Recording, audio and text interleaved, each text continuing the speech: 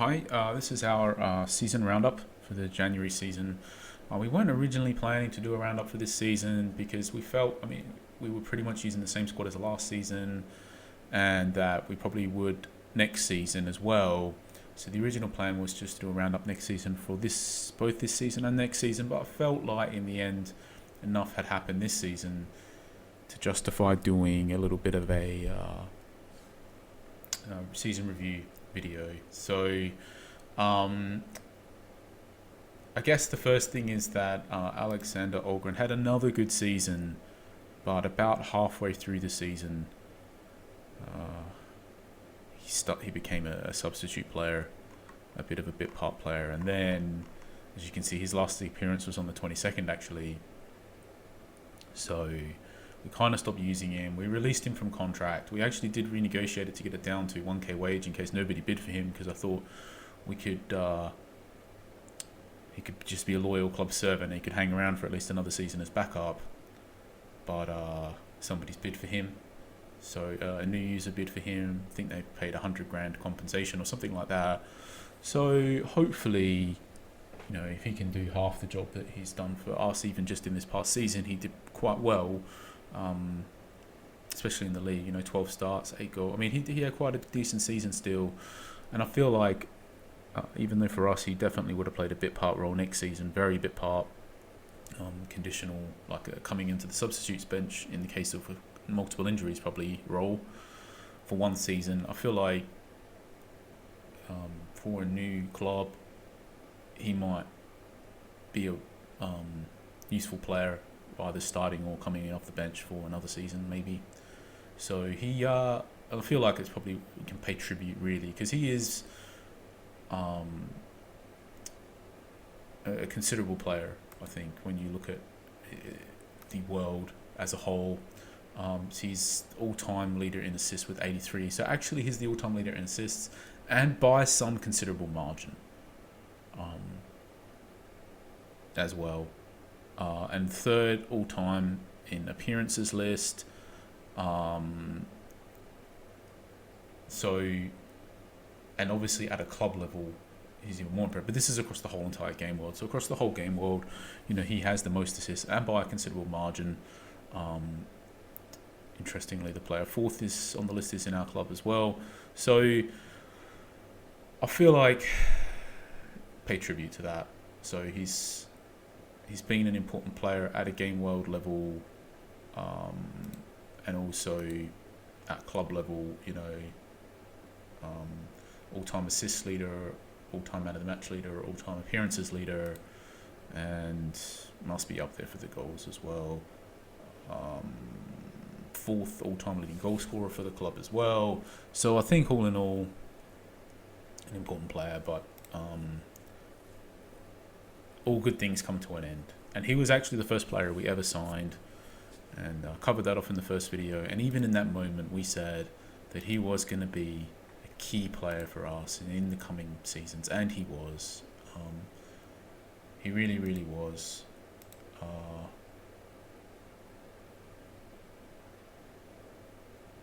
Double-figure goals in the last 6 seasons. Tons of a couple of massively productive assists. 3 of them, like 17 in his first season, and then 18 and 17. All in all, he's been a very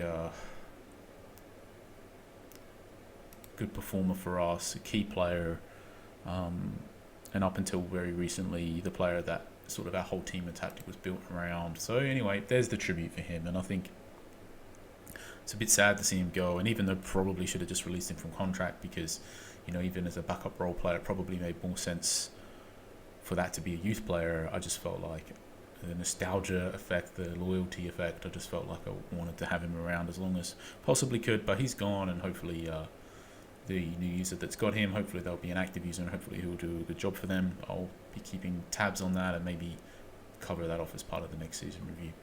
So enough of that.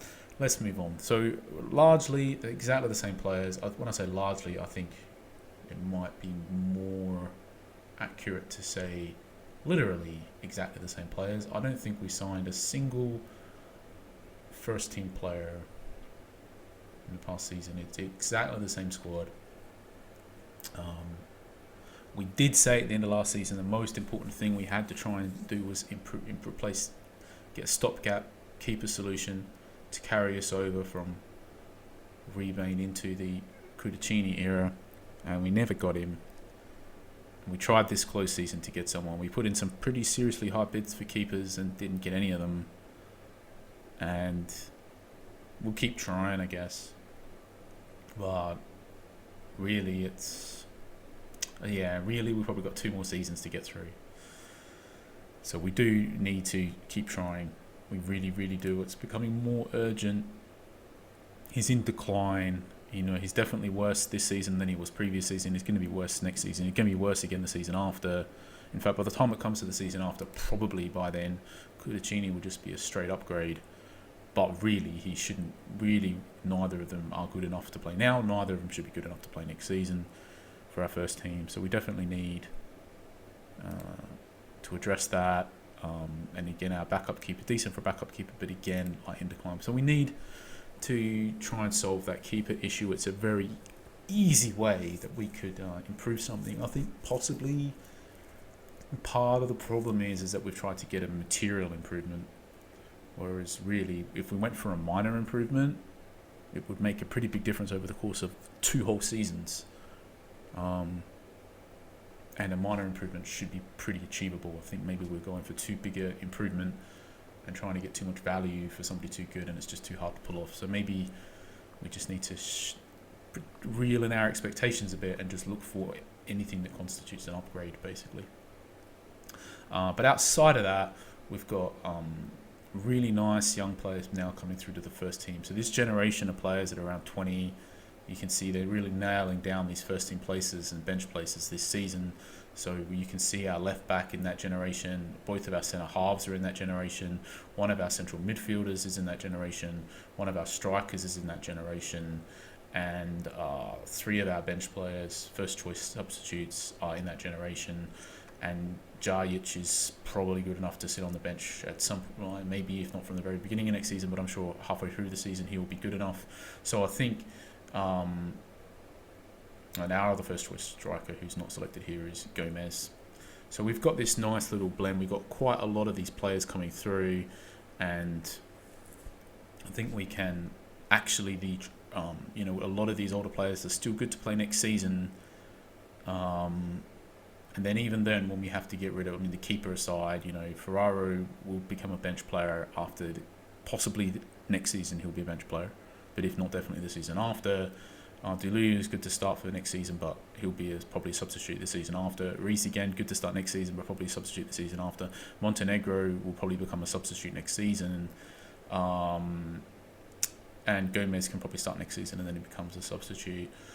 But by then, Djajic will be ready, and hopefully some of these guys on the substitutes. I don't know. I feel like all in all, we almost don't have to buy anybody, and we're probably still going to be a very, very competitive team. And if we can just happen to pick up the right players for the first team to help us transition over, I think we can have really good continuity. And again, right now it's just the keeper, and to some degree, we, as you can see from the forward line, it's like one of our strikers got 34 goals, the other one got 49 goals, our left winger got 33 goals, and you can see from like an attacking productivity standpoint, he was definitely down on the rest of the attacking contingent, and he's definitely he was a player that was massively reliant on his pace, and he's in decline. I definitely think he could still be very useful.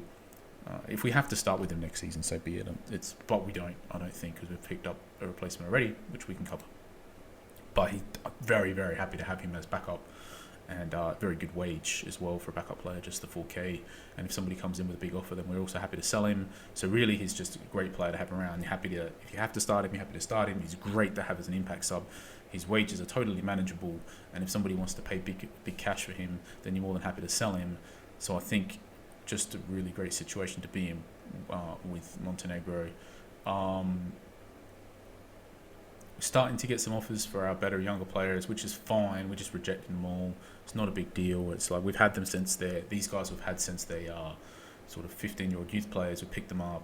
Really, no offer that anyone's realistically going to ever make we're going to accept pretty much, because we've had them since that age. We don't trade players, so to get any replacement in that's comparable to these guys, the wages would end up being really big for us. So it just doesn't make any sense. It's like, unless somebody's going to overpay by some ridiculous margin, it's just easier to just reject those offers. That might change a little bit when the next update comes in, because a little bit, but to some degree, I think with really good players that you've had since they're 15 years old, the game is kind of specifically designed to allow you to hang on to those players without a lot of stress. Makes it pretty comfortable, pretty easy for you to, if you just really want these players forever, you can kind of just keep them no matter what anybody offers. The game's designed that way for you to allow you to do that. And for us, yeah, we're more interested in getting players as youngsters, bringing them through, building squads, having youth, building these cores of teams and having players come through. And that, playing the young game kind of works for us. And also, obviously, being involved in the development, it can't really be a player trader. It would just look bad, basically. So, given that I can't compete by sort of buying and selling players, that's kind of off limits, really.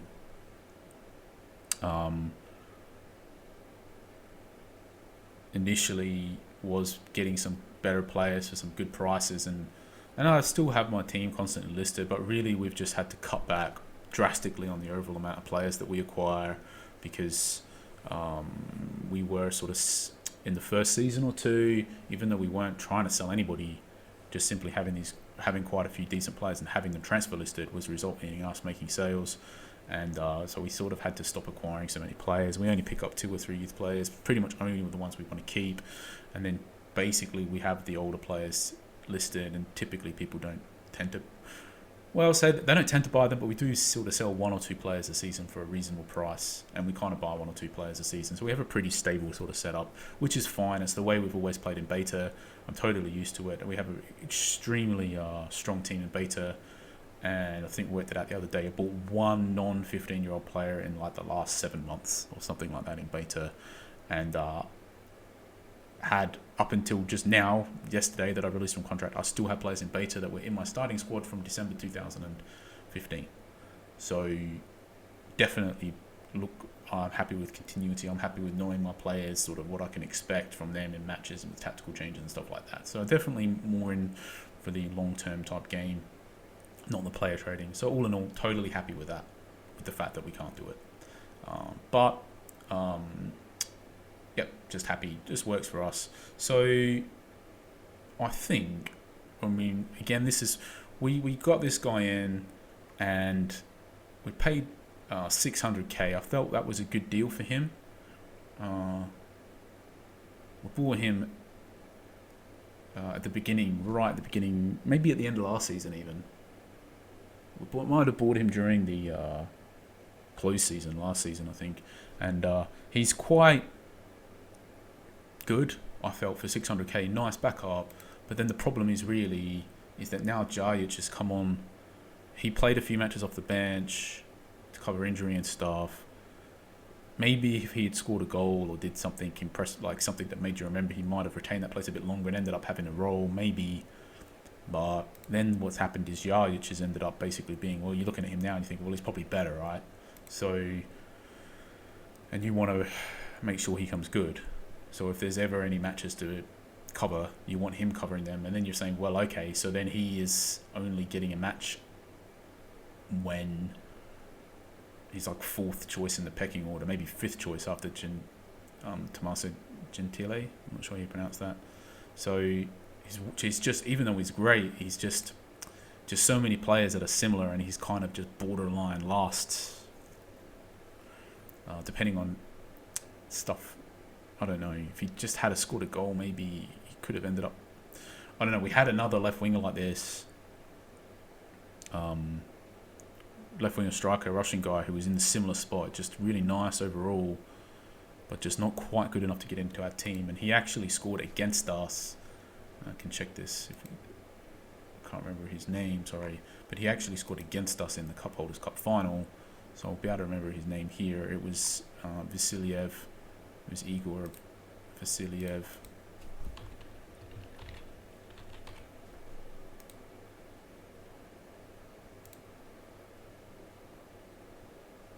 wasn't that Igor Vasiliev. Oh, it was Ivan Vasiliev, sorry. It was this guy. So, yeah, similar type player, really. And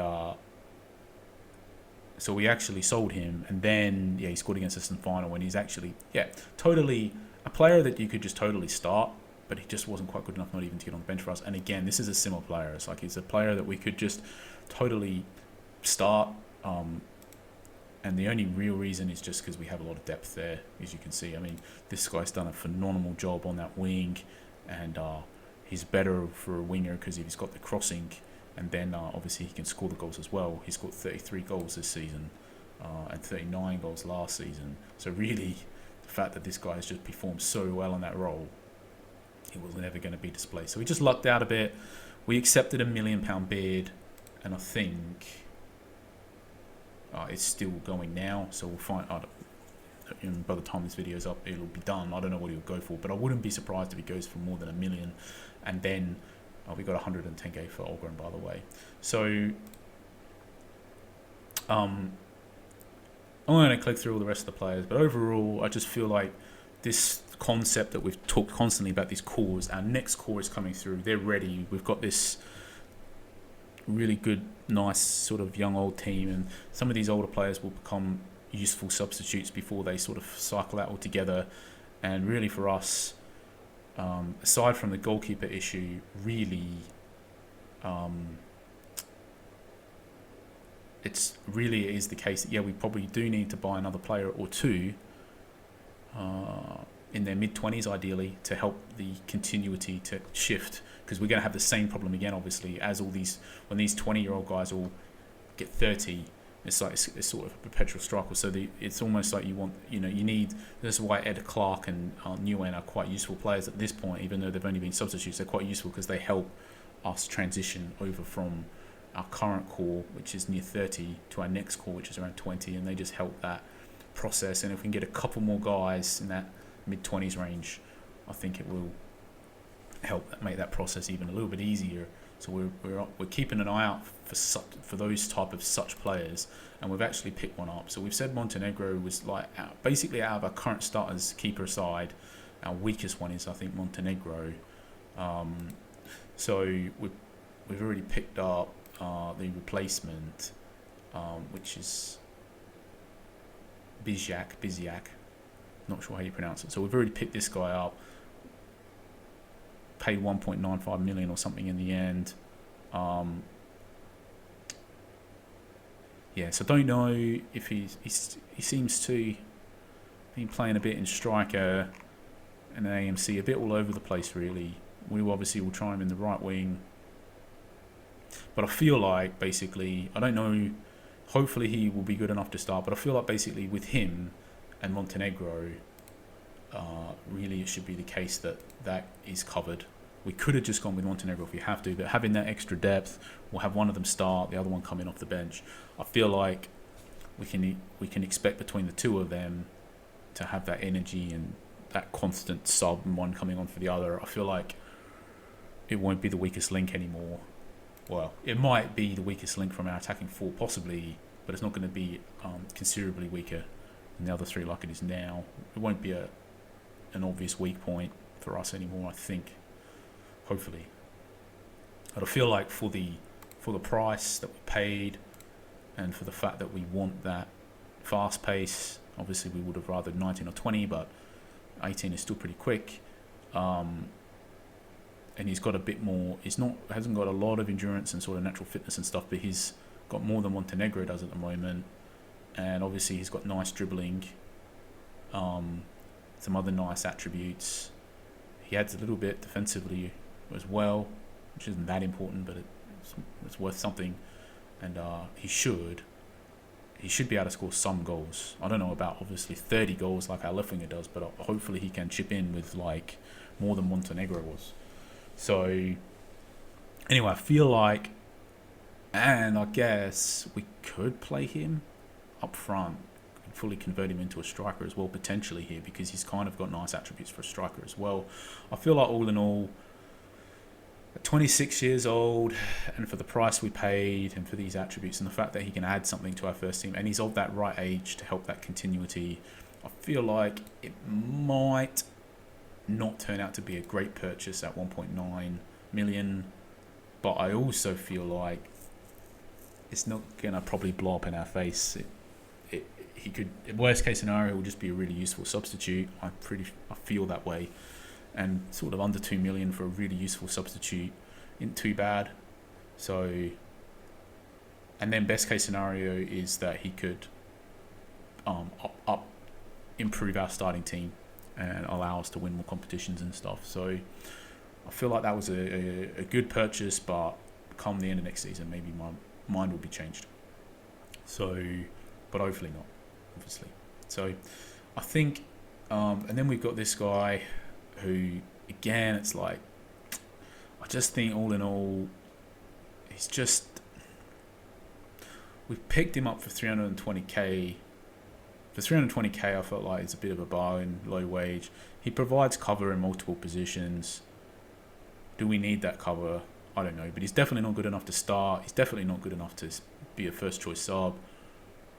He might be one day, I don't know, but probably not for us. That's the thing.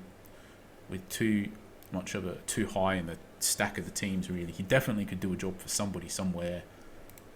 So the real question for us is just, so he's listed probably too high. We probably need to lower that if we want to have any real chance to sell him. But we're not in any hurry. When we didn't have any. The reason why we got him was because we had no cover for Montenegro at all. Now it turns out that he did play some matches as cover, but it also turned out that when Montenegro wasn't available and we tried to start him, it was clear that that wasn't the optimal move. It was better to change the tactic and not play wingers, and play three up front and one in the hole, which is what we did. So basically, when we lost Montenegro, we covered for him by changing formation rather than using him. So I guess that's a bit of an indication that he's just not good enough. But to add some squad depth, it's okay to have him around. Probably we'll just lower. I might just do it right now because clearly that fee is probably too high.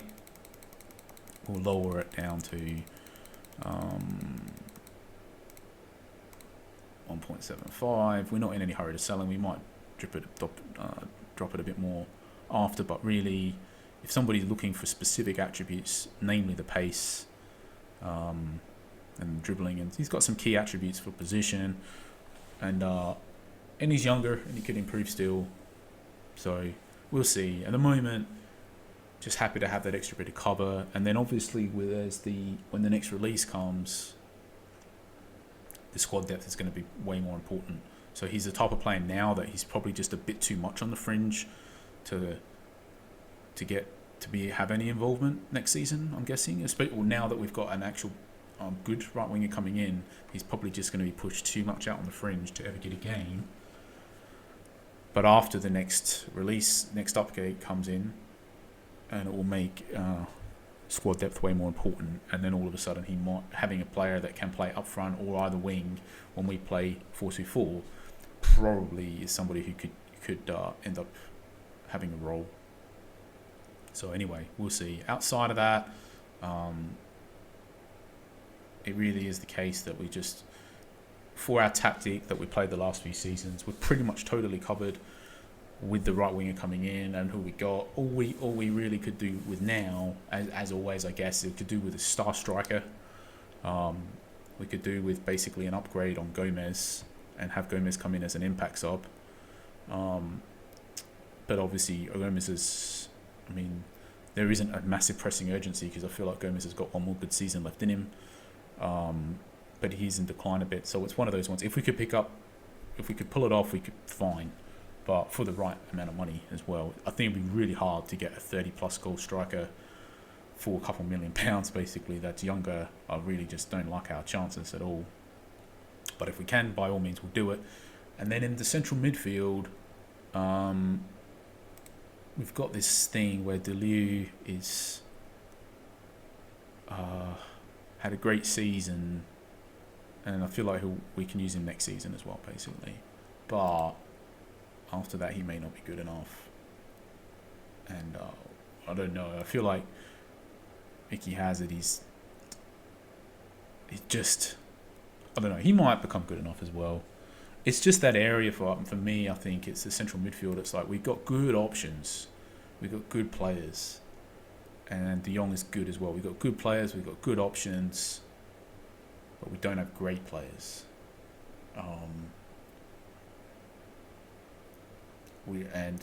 It's probably fine. Like that, not all of them are great. I just feel like there is definitely scope for us to add a superstar central midfielder to this team if the opportunity comes along. And across the back, we're really well covered because 3 of our starting 4 players are 20. The other one can play next season. And then outside of that, Korosec could start in right back. That'd be a totally valid option. Hasegawa could start in centre half, and we could push out Pereira to right back. That's a total valid option. Carter could start in right back. Across the back, we are totally covered. We're fine. We put in the money. We put in the investment to get Pereira and Tarantini, basically. Well, to get all of these guys. And actually, yeah, it's where. And I think it's paying off now. So I think the defense, we're well covered. Central midfield, we're okay. We could do with a superstar striker, but who couldn't, I guess. And our biggest 2 weaknesses, the goalkeeper, right wing, addressed one of them, hopefully. The other one, hopefully, we can address. I think all in all, we're okay. That's what it all comes down to. Exactly as we predicted at the end of last season, we were going to be okay for the end of this season and didn't even feel like we needed to do this video. So why have we actually done the video? I guess let's talk about that. We don't need to talk about this anymore. So I think it's just done it because we had another great season.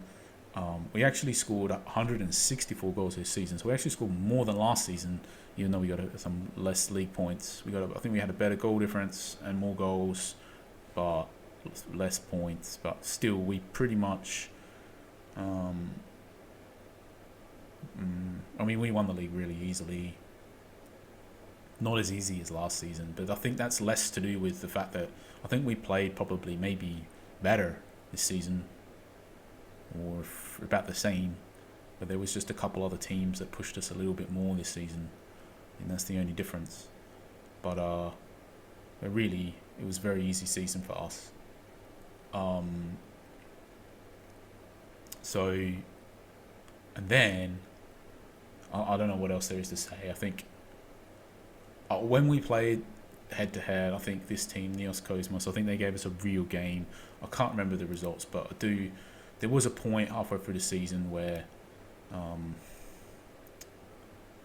feel like we might have lost to them or something, and we beat them there.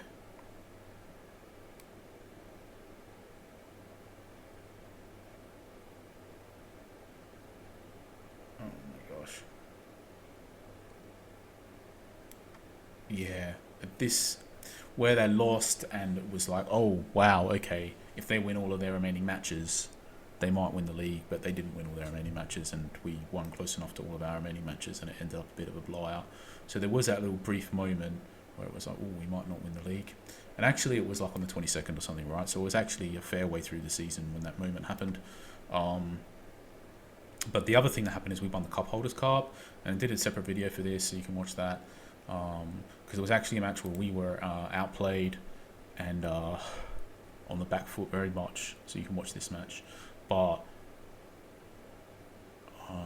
there's a whole video for this match. Don't need to talk about it, but they have more shots than us. We're definitely on the back foot, and we found a way to win it. And I don't feel like we made our own luck to win it. Or luck was made for us to win it. Bit of both. So we made it ourselves, and I think our opponent made some decisions that there were definitely decisions focused on his own team, and which is fine and great, but those decisions also helped our team as well, and I doubt he would have known that at the time that he made them. But yeah, it was a match that we were on the back foot, and we were sort of let off a bit and allowed to come into the game, and got a little bit lucky to win. But if you watch the match, I'm sure hopefully you'll conclude the same as me, which is that we made our own luck to be able to win that. So actually now that means we've won the Cup Holders Cup, and we've won the Sans Pareil Cup in October, the Cup Holders Cup this month. So now, yeah, I don't know if we'll ever win the 90-minute FIBA Cup, but whatever, we'll try. So the fact that somebody's won it twice in a row is pretty phenomenal. There's a chance that that will never happen again, and now I'm almost curious to just check it, just in case he's somehow won it 3 times in a row.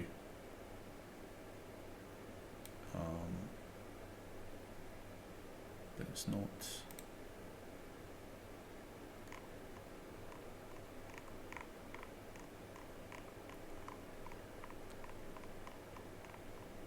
Just in case he's won it, I have to check that after. Just in case he's won it 3 times in a row, but probably seemingly about to start now. That's what I was checking, because it might be in the pre-match phase. So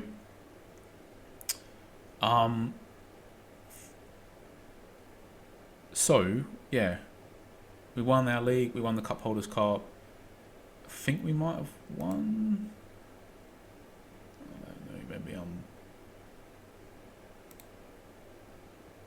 no, we didn't. So we got knocked out.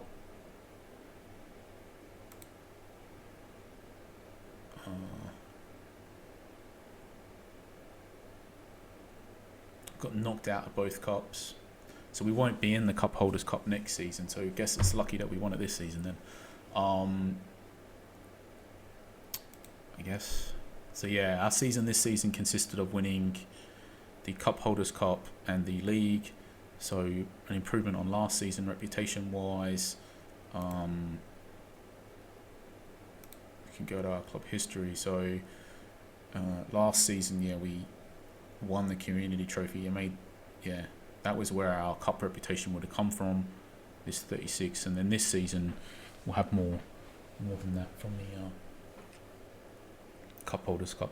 So it will be an improvement on our season reputation score of nearly 50. I think we should be over 50 this time, so we're going to expect our overall club reputation to go up again.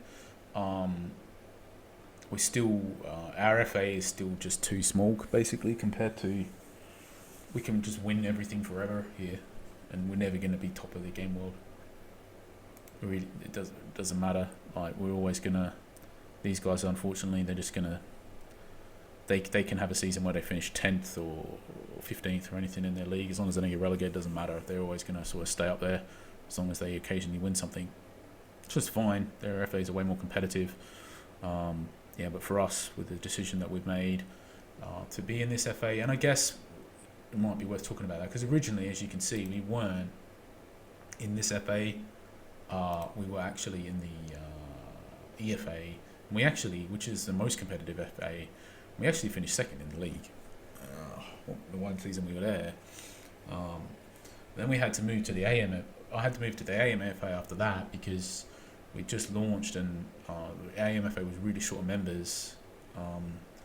And at that point, we were deciding that I had to stay online all night, every single night, to help out and chat to new users. So it made sense to be in that FA. And then after that, I had to move again, because at that point in time, TFA was the Red Devils FA and being rebranded, and had a severe member shortage, so that needed to be helped out. And I just kind of stayed there since. At this point, I could probably move to any of the FAs other than the big two, but none of them really need much more help than what this one does. So it's kind of why I'm here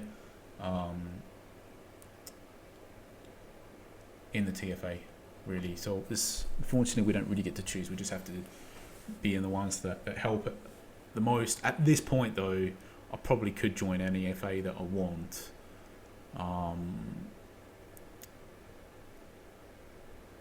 Except the big two, because they're about to run out of membership places and everybody wants to join them. So I could have a look. Maybe I could move across. It's a tricky one, because there's a lot of in the EFA and the PFA, there's a lot of sort of super competitive users, and it's like there's no good outcome really. So I move across and win, then everyone, then you'll have, not everyone, but there'll be specific users who'll complain about that the development staff are winning in those FAs. And then you move across and you lose, and then everyone's going to say, if we can't win, then nobody can, kind of thing. So it's a bit of a damned if you do, damned if you don't type. No matter what happens, it's not going to work out well, I don't think. I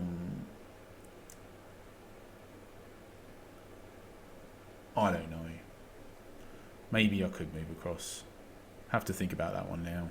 For now, it's just, I really don't like moving FAs, generally speaking, so I feel like I'm stuck a bit. Not stuck. I like to be stuck. I like to just stay in the same FA and have the history and, that type of stuff. But, but really, that feeling would probably be a lot better if I was in the EFA or the PFA. So, have to think about that one at some point. But I guess the reality is, one of the key reasons to be in the TFA at the moment, actually, and this is probably the main reason to not move across, is actually to prove that it's even possible to compete in this game if you're not in one of the two big FAs. Because right now, actually, all the evidence suggests that it isn't for anybody except for me. So unless you're involved in the development of the game, you can't compete if you're not in one of those two big FAs. That's pretty much what, for next season, I believe that I will be the only club in the top 25 clubs in the game world that aren't in one of those two FAs. And in order to have achieved, and then to achieve that, it's like, this is what I'm saying, it's like, it's not enough winning your league and your cups and whatever. It doesn't matter. I can win it till my heart's content. It doesn't matter how much. I mean, it helps, obviously. It helps winning the league, whatever, but it's not enough. The only way that can possibly compete if you're in one of the other FAs is if you consistently achieve stuff in the other, like the 90-minute Fever Cup, the Cup Holders Cup, and the Sansparrow Cup, and any seasons where you fail to do anything significant in one of those three, you pretty much have to win one of your FA Cups. So as you can see, it's like pretty much since season 3, we won our FA Cup. Then the next season we won our community trophy and we made the semi-final of the Cup Holders Cup. The following season we made the semi-final of the 90-minute Fever Cup and we won the Sansparrow Cup, so that's what would have counted. The following season after that we made the semi-final of the 90-minute Fever Cup, so that's what would have been the achievement, right? If we didn't do so great in that, we pretty much would have had to have won one of these two, otherwise it would have hit us pretty hard. And then last season we've won the community trophy. And then this season we've won the Cup Holders Cup. And basically, unless you're winning cups every single season, either winning a cup or finishing in the semi-final of a really big cup, 90-minute Fever Cup or the Sansparrow Cup, or to the Cup Holders Cup maybe. So unless you're basically making the semi-final one of them, or the final and losing, I guess, or you are winning your FA Cup or your community trophy every single season, you're just never going to be able to compete on this list against users that basically the entirety of their achievement each season, all it needs to do is consist of not being relegated, and they end up on this list. Just Division 1 in one of those two big FAs and don't get relegated, and that's enough basically to appear on this list. And that's how essentially top 25 clubs, and 24 of them are just exactly that, just users in those two FAs in the top division, the ones who just aren't being relegated basically. I'll make that up. So it's really really tough, let's say, but possible. It's possible, but really really tough. So I think that kind of covers it off. We did bid for a lot of youth players again, but we just totally priced out the market. I feel like actually the value, to be honest, this season that I found is in picking up players who are youth players that aren't 15-year-olds that other users have released. I don't know if this guy will ever be good enough, but comparatively, what you get in the 15-year-old youth market, he seems a bit of a bargain for 25 grand, and a useful player for at least to put in, one season shift in our under 18s to help them compete a bit more. So I feel like a useful player, and then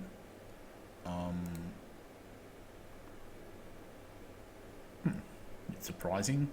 I don't know, 1K, not very. I don't know. Yeah, okay, I'm alright with that one, and somehow we got a wiki player who looks functional. I mean, not great by any stretch of the imagination, but he looks got high enough determination and natural fitness, and the key stuff for a midfielder. He's, I don't know. If he develops well enough, which he could with his attributes, and if he plays okay and whatever, it feels like he could turn into a functional player. So I was very surprised to get him for nothing, because there's players who went for a lot more than nothing, wiki players who went for a lot more than nothing, that weren't functional at all. So, and then could never become a player basically. And then this guy again, he seems like decent pickup. I don't know. I'm not holding my breath for any of those guys, to be honest. But this guy seems rounded enough. If he develops well enough, he could be useful. So we really got some speculative purchases here, I think. And this was the other one. I think this was the another one that was saying he looks pretty good. He looks pretty good. Where we got the value, because we only paid 110k for this guy. So I feel like this is where the value was basically. It was in getting these players, 17-year-olds that other teams had released. I feel like that's where the real value was in the youth market. So we'll look into that a bit more in following seasons. Presumably because these guys are releasing because they want to get all the new 15-year-olds in. And that's really the story. We've got some more bids down. I can't see any of them. Well, who says? I wouldn't see these ones coming off. So we've got a nice little set of youth players coming in. They may or may not come to anything. But really at these prices, you only need one of them to pull off every couple of seasons, and it kind of makes it worth it. So I feel like, but yeah, just largely priced out the market altogether. We've actually ended up with a bit of financial power, but we kind of can never spend our money because we only ever want value purchases. So we'll just have to keep trying. Maybe one day they will come.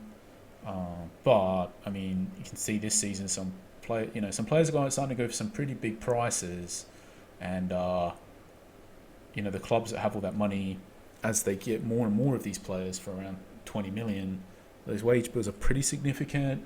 So it's like they can't really support many of those. I mean, the clubs that are spending the cash will have increased wages basically. And it'll be interesting to see when all these deals go through that these top wage bills, I presume, will take a bit of a leap. This chart here, it'll be interesting to see what it ends up as the wage bills go up and up. We ourselves must be only just off the bottom of this list, and we've actually looked after our wages really well. So a lot of other users must be looking after their wages quite well. But yeah, there are clubs that are pouring in a lot of money on youth this close season. I've noticed the prices are pretty impressive. They get pretty impressive this close season. So yeah, so that's interesting. Look at that effect. But I'm not going to hold my breath here. I mean, for sure, there's always going to be people with money. How you get a lot of money is by being good with money, by selling players for high prices, by buying players for low prices, by generally managing your finances quite well, by building competitive teams, by winning stuff, by doing all the, people don't end up with a lot of money because they don't know how to handle money. They end up with a lot of money because they do. So it's like no illusions. Even the people who are paying £20 million for a player It's not going to mean that they can never buy any players again. It's just going to mean that they probably can't buy another £20 million player again anytime soon. That's all. It's just going to hamper their ability a little bit. But each big spender that is hampered to spend big again, it means that it just gets that a little bit easier to find the players that you need in the market. But for us, not a big issue. We've got all the players that we need. We get them in his youth, and and it's soon in the next. We will just need to pick up. I don't know. We don't need to pick up anything. I guess we're in a very good spot. I think overall, we need a keeper, and we easily could have just got the keeper for if we splashed big cash. The only reason why it's dragged out is because we've been trying to get a bargain, so to speak, spend the right amount of cash for the right player. But maybe our team is very strong. The keeper is clearly the weakest link, so maybe the correct financial thing to do is just to overspend by $1 million or maybe even $2 million. Just pay maybe $3 million for a keeper that you only should be paying $1.5 million for. Maybe that's just the correct decision here, because that could well mean that we win a lot of stuff next season or something next season instead of winning nothing. Could easily be the difference, and easily could have been the whole difference this season. Why in both of the cups that we got knocked out of, we outplayed the other team and just lost. And with a stronger keeper, maybe that wouldn't have happened. So maybe we should splash the cash for the keeper. Keep that in mind. But all in all, it's been a pretty enjoyable season. Scoring a lot of goals, and again in beta, I think same thing, different tactic, but same again. We are scoring. So we scored 156 goals last season and 164 goals this season. And in beta, we actually scored 156 goals last season as well as in live. And this season, we scored 156 goals again in the league in beta. So 156 and 156 in beta and 156 and 164 in live. A different tactic in each. Both obviously very attacking-oriented tactics. But really scoring a pretty incredible amount of goals, different tactics, just players that are suited to those tactics. And yeah, even though you could argue that this league isn't that competitive with quite a few inactive teams, you could definitely make that argument. In beta, we're in the most competitive league, in the most competitive FA in the game, and we're still scoring a lot of goals, and won the league this season there as well. So yeah, competitiveness obviously has something to do with it, but I'm not. Yeah, I don't know if we would have won the league if we were in the EFA or the PFA, but I'm still pretty sure we would have scored a lot of goals. Maybe not this many, but still a lot. So we built a tactic to score the goals, and we're scoring them. So yeah, all in all, happy with the season. Wasn't really much here. Only reason why I think this review happened is because we won the Cup Holders Cup, and it was a big deal to win that competition. It's one of the big three, so just wanted to have a record that happened. So thanks for watching, and we'll catch you for next season. Cheers.